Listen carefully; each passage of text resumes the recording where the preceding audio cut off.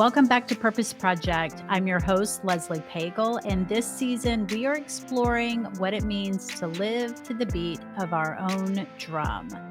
In today's episode, I sit down with Elliott Obermaier. He's a guitar player for the up-and-coming amazing band 6 Foot Blonde. Elliott shares his journey of stepping away from a more traditional professional career path, choosing to pursue music. This conversation is about what it really means to commit to your path. Let's take a listen. Elliott, thank you so much for being on Purpose Project. Season 3 of the podcast is all about speaking with people who are living life to the beat of their own drum and learning as much as I can from their experiences. And I'm looking forward to digging into this with you today. Yeah. Oh, I'm so excited to be here. Thank you so much for having me. Wonderful. So part of living life to the beat of our own drum is pushing up against social norms or expectations that others have. How might you have pushed up against social norms or expectations of others? Yeah, I think the main thing is just my career path. I am a professional musician, which I'm incredibly grateful to do, but that was not what I studied in college. That's not what anybody in my family did. I wouldn't say that that's on LinkedIn's like top 10 most viable and successful ways to find work out of college or as a career as far or pay. So yeah, I definitely think that that in and of itself goes against the grain, and the way that I fell and stumbled into that was through passion and through a lot of different trial and error methods in college of figuring out what I wanted to do and what engaged me the most. Yeah, and it's a abnormal lifestyle. I still have some day job stuff that I do at times as well, and it's very much kind of all over the board with schedule and travel and different kinds of things and different personalities. It's not a certainly not a typical 9 to 5, but I love it. Yeah, and it makes me really Nice. happy. So did you go to college to be a musician?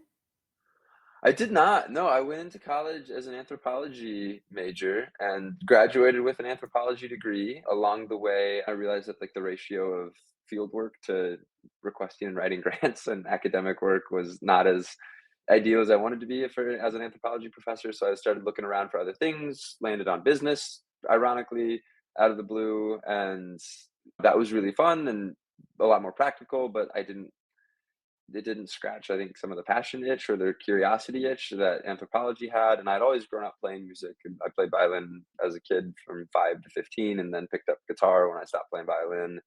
But it just never seemed viable as a career route, right? Like my parents hadn't done it. I think music is it's a route that people don't know a lot about as far as the professional Mm. side. Like I think it's a hard industry to break into unless you've had personal exposure or connection to it. You don't realize how many roles there are just from a back end standpoint, whether you could be a booking agent or a talent buyer for a venue or an audio engineer, right? There's so many more career paths than just being the person on stage playing an instrument that I didn't know about either going into college. So I didn't really pick that up. But then in school, I was looking for people to play music with all the time and couldn't find it initially, even though IU had a phenomenal music program and was a big school. It was just hard to find.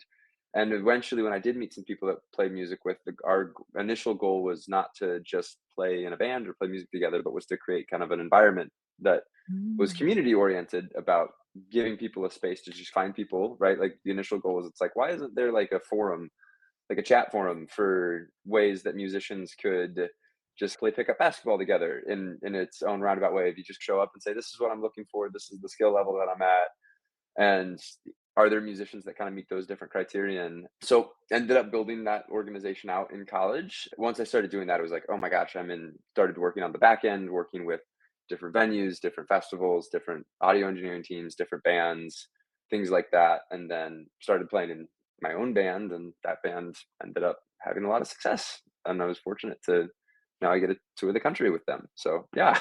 Nice. Wow. Okay. So you go to college for anthropology.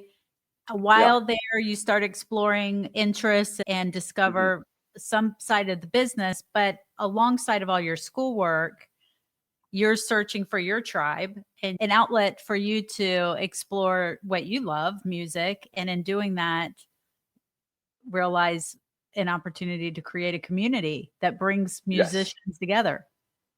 And I think that that is truly, like, still at the core my favorite part about music, and my Mm. favorite part about, I think, kinda going against the grain is, I think, the most important way to go against the grain is to do so with community still. I love music because every show is a communal event for the people in the audience. Every time that I get to play with my band, it's a communal event to be with 5 other people that I love and hold very dear to my heart. And so if you're going against the social norm, it feels a lot better to do that with other people that you're taking those risks with. Like I say all the time, I don't think I would have ever pursued a career in music had I not had a band to do it with. Solo career was never of Mm. interest to me. I wanted to work with an agency, with other agents at one point, right? When I was figuring out and thinking about the business side of music as a viable option. So yeah, I do think that the community aspect of just having other people to do it with, and having other people that you can share in the experience of, oh, this is different than going out of college and getting a 9 to 5 somewhere. Right. So, can you walk us through that process? You're coming out of college. I'm imagining you have this choice of what to do, and one is Yeah. the traditional 9 to 5 path, the other is not. Yeah. How did that look for you? Yeah, it was honestly out of my own control in some ways. I had a very much a 9 to 5 thing lined up for the majority of my senior year. I was going to be doing some arts development work for a company in San Antonio, and I was very excited. It was through a fellowship program. The fellowship program lost funding, and I wasn't able to do some of the 9 to 5. That specific job didn't end up getting posted that I thought was gonna that was said that I was gonna have posted for a long time with that company, and that was like about 2 weeks before graduation. Oh, So definitely took the rug from under me when I was a senior. But right around that same time, the group that I had been playing with all my senior year started getting requests and opportunities to play music outside of our hometown. We were getting asked to play in Indianapolis, getting to play in Chicago, places like that.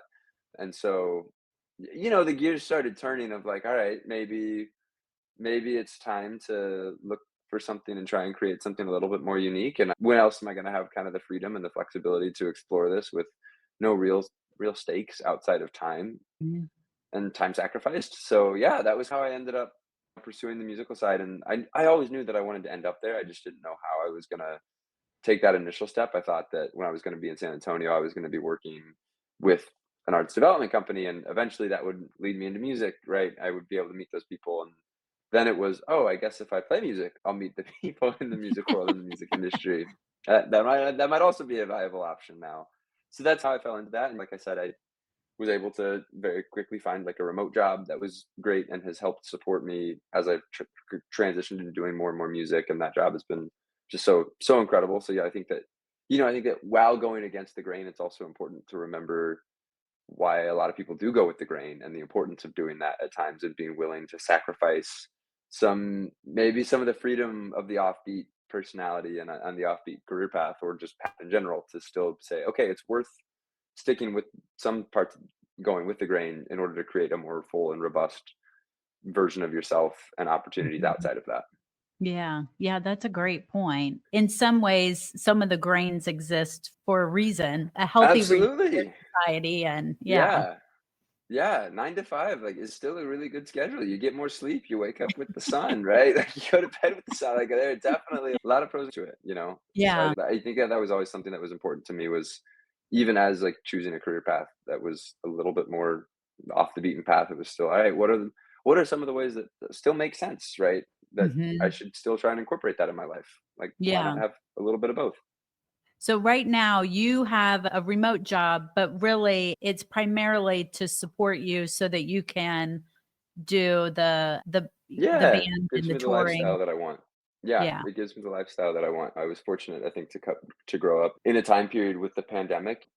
Awful as that was to be in college when the pandemic hit, it just really reframed remote work as something that I liked doing, and just gave me a lot more flexibility to do both the 9 to 5 and my own thing, right? As if I have the remote job, I can flex hours a lot more. I can do it from anywhere, right? And Uh-huh. have those options. And that was something that immediately was like, I really like this, because I know that I like having kind of the freedom and the flexibility to do my own thing and live life in the fullest in my own way. But this is something that seems a lot more appealing, to try and have a remote job that fits that in. And then able to do that with touring really, really well, which is very Mhm. nice.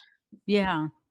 So when you tell people what you do, the touring, the band, what's their reaction That's a or the great range of question. reactions? Yeah, I think for some people it's really fascinating right away. I think for most people it's interesting, definitely, right? Like I think they hear about it. I think and it's just different, right? It's a job that simultaneously people understand really well and can very easily visualize, right? Like when I Mhm. tell people I play guitar professionally and get paid to tour and do all that, they can very easily picture me standing on a stage playing a guitar, right? There's Right. an amp behind me, there's a guitar in my hand, there's a singer to my right, there's a bass player to my left, right? Like you can understand that. But simultaneously, people don't also know the lifestyle. So there's a lot of questions still that people have. And then the other one is just like the level of seriousness, right? Like when we were first taking time to say we were a band, you're a college band, you're practicing in a garage, people have questions, you're playing at your college bar and not like a real venue. And to some people, that's what it is. And then they would say, oh, that's really fun. That's cute, right? That you're doing this. This is awesome. And then eventually you're like, oh, no, I actually like this is how I pay my rent now, right? Mhm. And this is how certain things. So I think some people develop a more serious, they take it more seriously, if you will. I think that's been one of the interesting things is to see some people it takes them finding out a little bit more about the degree that we're doing it to take it seriously versus others are immediately bought in and curious and really supportive. But for some people, there is a healthy dose of skepticism, which is Mhm. probably fair in a lot of ways. But then it's like we're signed. We're if you Google like you can Google us. There's a lot there. It's like, oh, this is real, right? Like I think that's a common reaction I do get a lot of just like, oh, you're like actually in a band, right? Not like you're in a band. It's like, oh no, you're real. And like we always joke of like, if you put out new music or if you release a music video or something, where when someone hits you with the compliment of, oh, you guys are actually really good. I listened to your music and I actually liked it. And you're like, what? You realize that that's kind of a backhanded compliment, but at the same time, it's so much more genuine because you know that they were going in with a healthy dose of skepticism and Mm. actually did like it. So it's like, oh, sweet, like you did, we did do our job and we won you over, and you believe us now. But Yeah. it's still, it's like okay, like it's still a backhanded compliment at times. So I think that those are some of the reactions often. Yeah. Well, what I didn't hear there that I thought I would hear is a reaction of, how are you gonna make a living doing that? How are you gonna make that work for you? Yeah, totally. I think some people have, but I once I describe the healthiness and the balance that I've gone Mhm. about it with both the remote job, but then also like the fact that, you know, we take it really seriously and that there's so much that it is offering and supporting us. And like our bass player, he doesn't need another job. This is his job right now. And but once people see that, there is a level of like, okay, sweet, I get it. Like that does work for you. And, you know, we do have enough, I think, credibility under our belts now to where that's not typically the response. People are Mhm. more just caught off guard by like, "Oh, that's funny. I haven't met a lot of people that do that Right. seriously." Yeah, yeah. Well, that's good. It sounds like although catching by surprise, still supportive and not because Yeah, because one of my hypotheses is that when we go against the grain, we hear a response from people that unintentionally to them might hold us back. Like, totally. you're never going to be able to make a living doing that. And then you get in your head Mhm. with that and it festers. But it Yeah. sounds like I that's I not definitely think I think I did initially more, right? really. I think we're fortunate that we're at the place now to where that's not nearly as common. Hmm. But initially, there were enough questions to where it was like, "Oh, yeah, am I making the right choice by doing this? I'm not too Uh-huh. sure."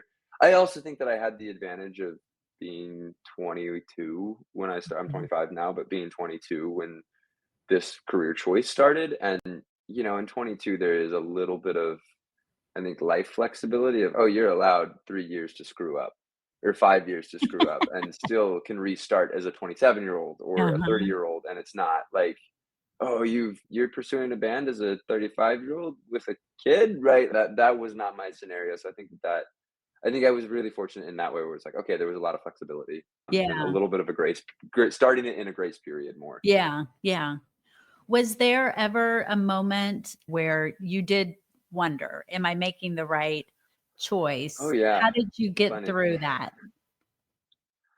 That's a great question. I think the just the people in the band that you're in, right? Like it is its own microorganism of a community, right? Of 5 people that you rely on, that you literally co-own a business with, right? 6FB Entertainment LLC is we're all 6 partners in that, right? We have shared property together, but then also I think the weird part about music is you work with people to create a really strong and personal emotive bond, right? And in order to write music authentically and honestly, you have to share a lot with it. And even when there were definitely a lot of doubts in my mind, that feeling and that like kind of loyalty and connectivity to them was definitely something that I didn't want to sacrifice, right? Despite certain moments, like that was really meaningful.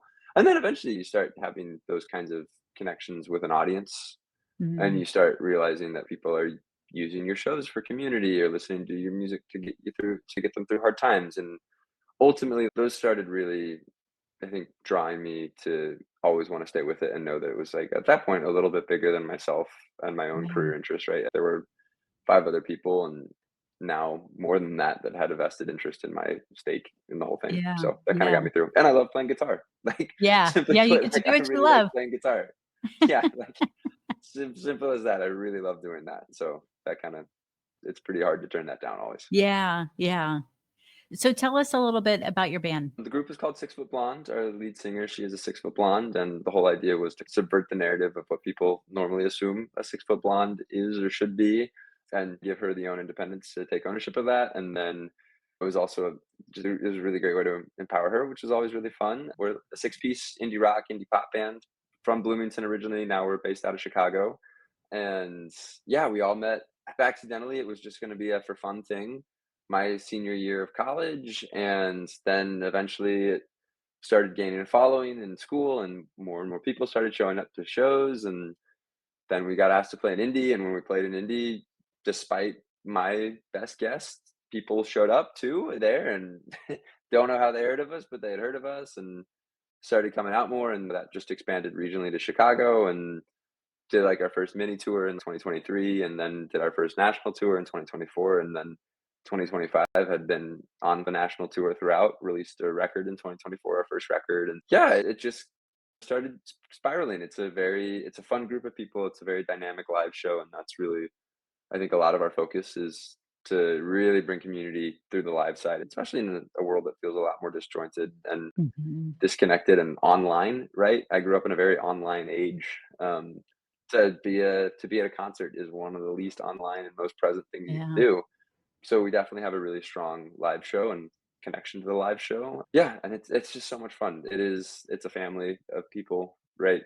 You spend countless hours in a band together. You get really, really close. There are Mhm. pretty much no conversational topics that are off limits. You see people in the best of times and the worst of times, and it's a group of people that I really love because they're very attentive and they take a lot of care of me and Yeah. encourage each other to take a lot of care of them and do the band in a healthy way. Going back to Yeah. your earlier question, I think of like why people aren't as skeptical or meet it with as negative responses. Like we're a really responsible band in that we don't fit a lot of musical stereotypes of play hard, party hard, rock star things. That's not our goal is to be musicians that have a sustainable income playing music with each other and supporting each other and taking care of each other on the road. So a lot of people will go on runs together. We'll all try and cook vegan food or vegetarian food together on the road and make sure that everyone is having a good time and checking in and not trying to live in extremes with that. Yeah. So Yeah.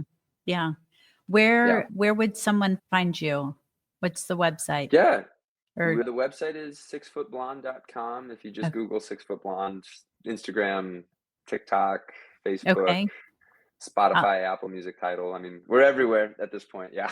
I'll drop So, some links in the show notes for oh, people that'll be awesome. I to appreciate that. make it easy for them.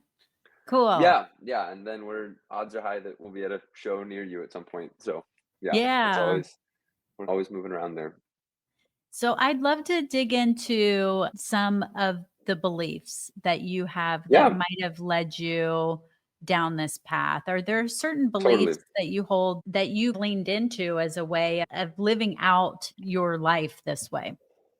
Yeah, absolutely. There are a couple of parables and just anecdotes that kind of led me to believe a lot of things, and obviously some incredible people. I think the first was knowing the importance of doing what I loved, and for me as a Mhm. person, it was really easy to work hard at things that I loved, it was really hard to work hard at things that I did not care about, right? Yeah. I loved English and social studies even as an 8-year-old and then as a high schooler, and that was not hard to read those books, and even when they were long and thick in class, it was really fun to write those essays. I really enjoyed it. I hated math. I would not do homework, right? Like, it was like that level of just like, if I didn't love it, it was hard, so I knew in order to get the best out of me, both for the people that I'm working with in the future, like, I have to do something that I love. Mm. But I didn't know to what extent that could be, right? Is it, do I love 20% of this job and therefore I love enough of it to put effort in, or do I love 100%? And I remember going to college, I had a professor, Glen Gass, who was a music history professor, and specifically he was a rock history. I did get a minor in music in school, so I picked it up a little bit later down the road. But he was a rock history professor specifically, and he went to school originally for music composition and classical music. But when he was growing up, it was peak Beatlemania, and he loved the Beatles more than anything in the world. And he became the world's foremost expert on the Beatles. He knows Ringo Wow. Starr, he knows Paul McCartney. Like, he just did that, right? Because he loved the Beatles so much as a kid and loved that music, and that music meant the world to him. And then he decided to teach generations of people about the Beatles and how important they were. And I love the Beatles too, not nearly as much as him. But what was so important about that class was seeing, like, firsthand an example of someone that loved something so much and said, you know what, I'm going to make this work, right? Never in his life did he work because he loved the Beatles so Right. much and then made that his job, right? Yeah. That was just the most mind-boggling experience, and the person that I actually started the music organization with in college, he and I really met in that class, and we were both shared, like, the inspiration of, "Oh my gosh, Glenn is so inspiring in that he just is a constant epitome of this is why you should work to do what you love and work really hard to do what you love." And so that was really, really inspiring, and that became a doctrine of just like, I will absolutely find something that is meaningful to me, and that has to be how I spend my life and how I do my work, and Mhm. make sure that that level of living and living intentionally is present. And then on the flip side of that, I think something that my mom always talked about and described was like this idea of being a leaf in the wind and like really enjoying being a leaf in the wind and like letting life take you where it's going to take you. You know, you can't have too Mhm. much control. To quote the Beatles, right? John Lennon was the whole thing of life is what happens when you're busy making other plans. Like, I think that that's really true of Mhm. if you try and choose your direction too much, you're going to miss out on a lot of really amazing Right. things, right? Like, and so I think going against the grain sometimes is not necessarily going with the grain, but just letting other pieces of life, oh, explore that, interestingly. But I think one of the things about that leaf metaphor that I always really loved that my mom and I would talk about was this idea of you can be a leaf in the wind only if you're strong and disciplined and a healthy leaf, and not a leaf that is Mhm. crumbling, right? If you're a leaf in fall that is dead and decaying, if you're a leaf in the wind, you're not gonna be a leaf in the wind for really long. Life's not Right. gonna take you a lot of places because you're gonna crumble immediately. But if you're a green spring leaf that's really fresh and really well kept, you can float for a really long time in the breeze and you can go all kinds of places. So I think that that's another philosophy of going against the grain, that I think it's not just about always being a contrarian or Mhm. having a discipline of just exploring. It's like, I need to be really disciplined and hyper focused to make sure that I'm healthy in the day to day and Yeah. taking care of myself so I can let life take me where I want to go. If I want to be a professional musician, and see how that career ends up, I also have to make sure that I'm taking care of myself mentally so I can think about music in the best way. I have to make sure that as a band member, in order to be the best band member for my people, I have to practice individually all the time so I can Yeah. become a better guitar player. I think, and that's something that's really stood out to me of just, I love letting life happen, but I Mhm. also know that in order for me to enjoy it the most, I have to be independently disciplined, Yeah. and still have to maintain a strong sense of my own self, but in a way that is not necessarily against the grain, right? Sometimes it's about Mhm. taking a remote job and making sure that I have finances taken care of so I can let opportunities happen, right? And things like that. Those are, Right. I think that's a philosophy that stuck with me a lot as I've gotten older. Yeah.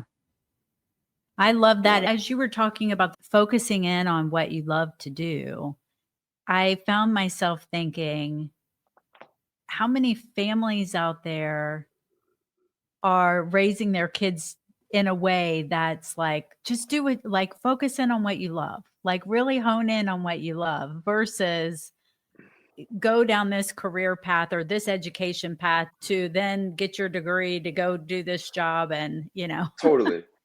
Yeah, and I think I told people this often with music. I got exceptionally lucky to figure out what it was that I loved early on, Mm, right? I mhm. think a lot of people, it takes a long time, right? Yeah.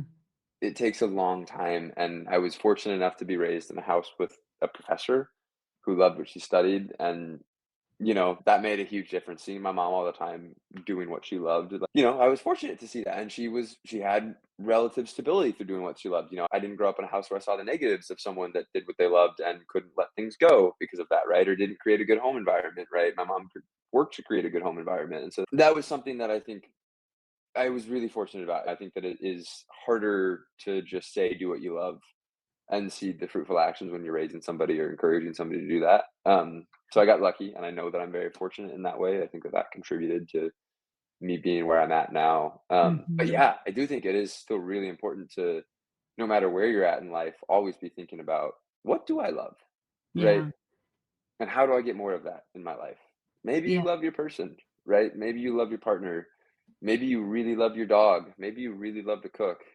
How do you get more of that and have a really healthy relationship with it, right? I think that's something that people don't, is a lot more easily pursuable than necessarily saying, oh, make a career in what you love, right?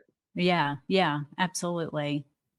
And then the leaf in the wind, that feels a lot like letting go of control and just allowing for life to lead you down the path. And you shared a key moment when 2 weeks before Yeah. graduation, life threw you a curveball and Life kind of had other plans for me, for yeah, sure. and But I think that if you're open to that, right? Like you have to be open to letting that happen and not try and force your way into a worse situation as a yeah. response.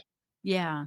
Yeah, and I can imagine one way to respond to that is to kind of spiral, like, "Now what am I gonna do?" And instead of just like, "Okay, well, this is what it is, and now I'm just gonna move forward and" Don't worry, I had my week of spiraling for Okay. sure. Yeah. That was not a nighttime Understandable. night of decision. Yeah. But it's a week, not like a year Yeah. and, just letting it Totally. fester, I guess. Yeah. And then I love the Totally. idea of the green leaf versus a leaf that's crumbling and really taking responsibility for yourself and Yeah. yeah. I Yeah, I think that, like, I really do believe that, like, in order to be the best version of yourself, whether you're going against the grain or whether you're really pushing to do something that is very, very normal and very typical and doing that in the best way, it's like you have to take care of being Yeah. healthy in Yeah. every capacity and every facet. That comes first and foremost for sure. Absolutely. Yeah. Yeah.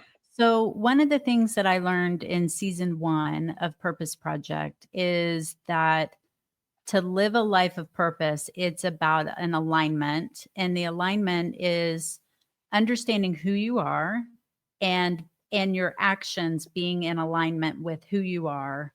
And then those actions being a way of making a difference in the world. And so Mhm. season 3 is really about that first part of the alignment on understanding who I am and showing up in a way that's authentic to who I am. I Yeah. when I hear your story, Elliot, I hear a lot of that, of this, like, living in alignment with, "I know what I love to do, and I'm gonna pursue that." Yeah. Um, are there moments, though, when you feel like you're out of alignment? Totally. I think that that's always gonna happen, right? Mm, Sometimes beyond your control. I think it's more about how you respond to identify that, mhm, "Oh, that's not," it's okay when that happens, but it's like, "Oh, that wasn't really who I am. I don't want to keep mhm, doing that." Right? How do I get back to my core? How do I center myself? How do I regulate and kind of self-assess a lot? yeah, I think that that's something that I try and do a lot, right? Especially, being on the road is hard. It's yeah, really, really fun, but it's really hard because I always describe it as like you a lot of people's best nights of the year are when they go to a concert, right? And they get mm, that five times a year if you go to a lot of concerts. I get yeah, that 5 times a week when I'm touring, right? yeah, It's like, and then for a month and sometimes 2 months, right? Like you get a pretty constant sense of gratification of that. And, I don't play music to be self-gratified. So that's just an example of like, that's not why music is fun. Is not is to me, it's the community that makes it really fun. It's the space between the musicians. It's the emotive expression, and Mhm. not necessarily like the excitement of like, oh, I'm around a bunch of people that are buzzing, singing lyrics. There's a lot of that, right? And yeah, like, yeah, I have to check myself, right? Of just like, Yeah. oh, the crowd wasn't big tonight. Man, this is awful. Like like we didn't do as well in Philly as I thought we were gonna do, right? That's not why you do it. Right, you don't do it to have 1,000 people come out, right? So, like, there are moments like that where I definitely have to just remind myself of, like, "Okay, who are you? Uh-huh. Reassess. Why are you doing this? Was this still a positive experience?" Yeah, it absolutely was. I had a friend that I met, and right before our first tour, and they described this like, the first national tour we did, and I remember going to that tour. It was really, really interesting because it was all self-booked. We were independent at that time. We weren't signed to any agent or label or anything like that, and we it was gonna be really fun where it was like, "All right, I'm going into this tour, and this will either be the first tour and only tour that I ever do, and therefore that's a really unique experience, or it's gonna be the launching pad." Right. A year out, looking back on that, that was totally the launching pad. It's how we met our agent, it's how we made a lot of fans, went to a bunch of new cities and sold a lot of tickets and did really well. But one thing that friend told me, like, a couple weeks before that tour started, I remember looking at me and be like, "You get to do this. You never have to. You always get to." And that experience has like been something that's like I'm like, I want that to be a core part of myself, right? Yeah. Not ever any of the other elements. And so that's something that I always try and check in on of like, oh, have I thought about that I get to do this? Uh-huh. Like if it's been like a month since I thought that I get to do this, that's probably not good. Yeah. I should try and think about that pretty regularly. Right. Yeah. So when you feel like out of alignment, how do you know? Mhm. How d Oh, I feel how worse, yeah. right? It's Like a I think like feeling, there's a I lot more. guess, that you get? Yeah, I think that it's a lot more negativity. It's easier to be upset by things, right? Like it's easy to lose perspective. It's easy to get pissed off here and there, a little annoyed about things that don't have that big of a deal, right? Like if I get upset that we're late to a sound check, even though we had a 5-hour drive, and Mm. I'm worried about the flow of this or that something about the day is wrong. It's like that's not hurting anybody. That's not a big deal, right? Like why am I upset about this? It's like, oh, Right. probably because there are other things that I'm not aligned with. Right, Yeah. that's going on more Yeah. seriously. Yeah.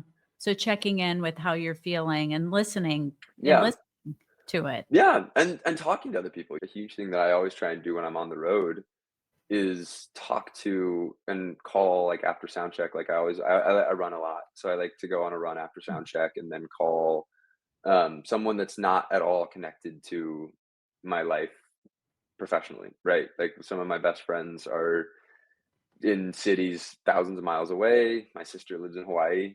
She's Yeah. very much not in the music world, right? I like to check in on that because I think that's a good reminder and a good perspective moment of like, oh, you're not who you are right now. You're not who you need to be. And so I think having other people in your life that can kind of keep you honest is always Yeah. important. And even when you're feeling good and bad, checking with them regularly, because then that kind of establishes a little bit of homeostasis in not only your friendship with them, but how they know you, right? And so they're going Mhm. to be able to call you out when you're doing good or bad, right? Yep. I Absolutely. think that's the important. Don't call friends when you're good. Don't call friends when you're bad. Just call your friends always. Love it. That's a big belief of mine. Yeah, that's awesome. So let's take advice for someone out there wanting to pursue something that goes against the grain, but they're worried about going against the grain. Any advice for that person? Yeah, start small but be consistent.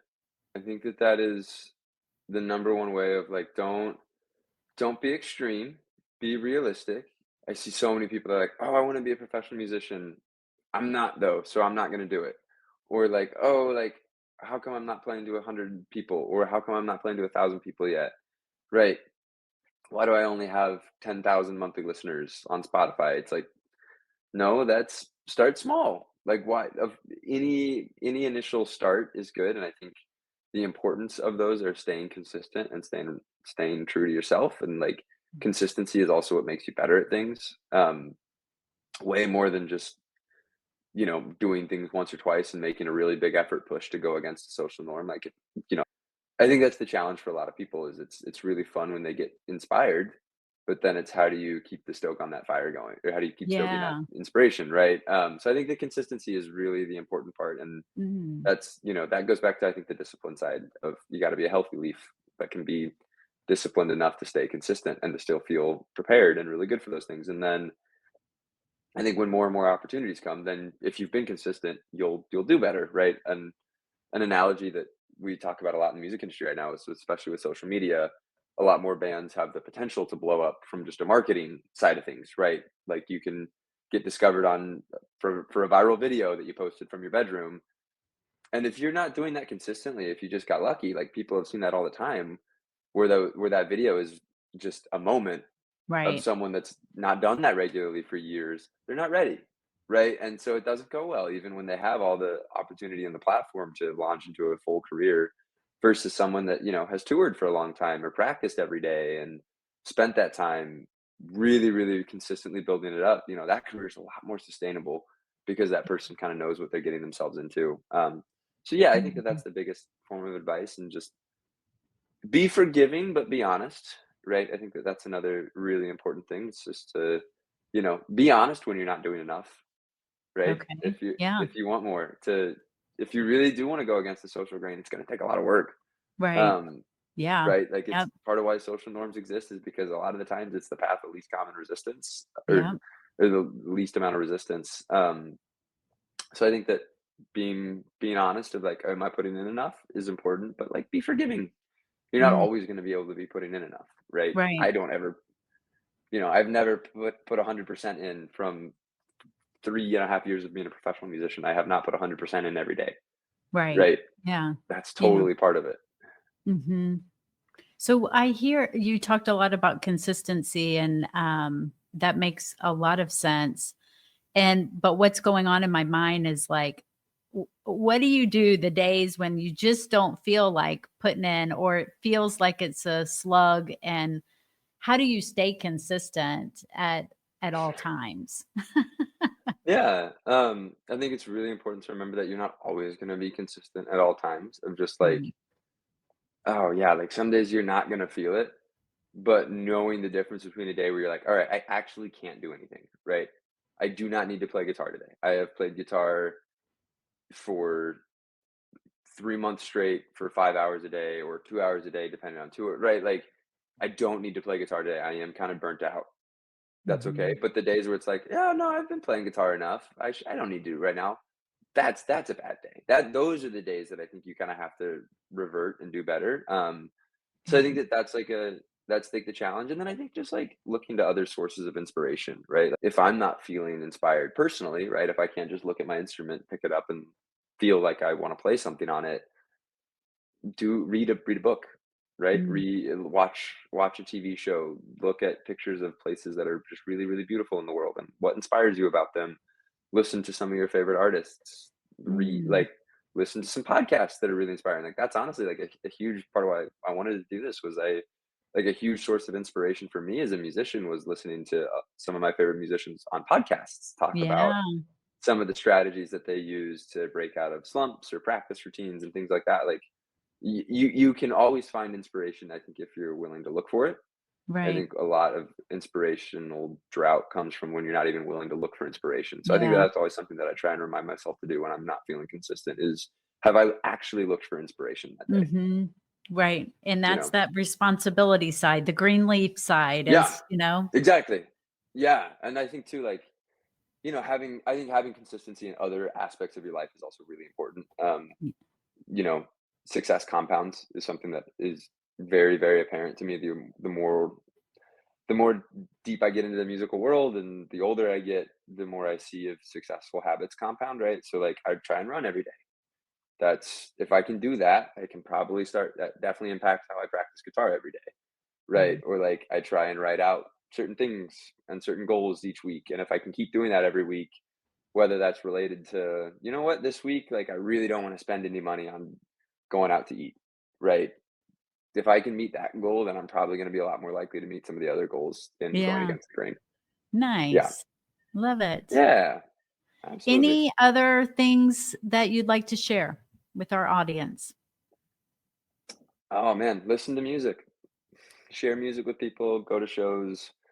Um, I think that it is one of the most beautifully founded communities and roots of people, whether you're looking for experiences and finding communities that are against the grain. Music is a Mm. really, really incredible place to find that. Whether you're looking for large crowds and excitement, music is an incredible place to find it. Or if you're looking to sit alone and cry to a record, music is like one of the best places. I do truly believe that, and that's definitely my favorite part of my job is getting to see how music connects people and centers people and grounds people. So I think that I will always encourage people to have a deeper and to try and create deeper relationships with music in their life. Love it. Love it. Yeah, Anything else? listen to the Purpose Project. That's the other one. I think it's a really cool thing to try and be intentional and add a lot of purpose, right? I think going against the grain Mm, often is about trying to look for purpose and trying to look for what you yeah. really find, and that's um, yeah. I think that's where a lot of people fall short. Is it gets really easy at a certain point in life to be like, yeah, I don't really want to look anymore. Like, Uh-huh. oh, that's not fulfilling. Just you kind of got to Yeah. always keep looking. Doesn't mean you Yeah. have to be uber aggressive about it or ruin your life or tell yourself that you have a bad life if you don't have it, but just Mhm. keep looking in every way, right? What brings you joy? Try and explore that. Love it. Love it. Well, Yeah. Elliot, thank you for being on Purpose Project and for going against the grain Thank and you for having me. bringing your Thank you for doing music this. out into the world. Thank you so much. I really appreciate it and really, really enjoyed just all of the intent behind the project that you're giving. It is really special and beautiful. So yeah, Thank you. Thank you. thank you for having me. Yeah. Absolutely. Yay! As I reflect on this conversation with Elliot, there are two things that really stand out for me. The first is the sense of responsibility that Elliot takes. He talks about keeping himself well. It's keeping that leaf bright and green so that it can flow throughout our life's journey. The other thing that stands out for me is it's never just about the thing. And for Elliot, the thing is playing guitar, which he loves to do, but it's not just about that. It's about something so much bigger. It's about creating a sense of community and creating a connection between the audience and the music. Living the beat of our drum isn't just about doing what we love. It's about understanding why it matters and who it matters for. Elliot, thank you for being on Purpose Project, and thanks to all of you for tuning in. Keep listening to your beat and taking responsibility for where it leads you.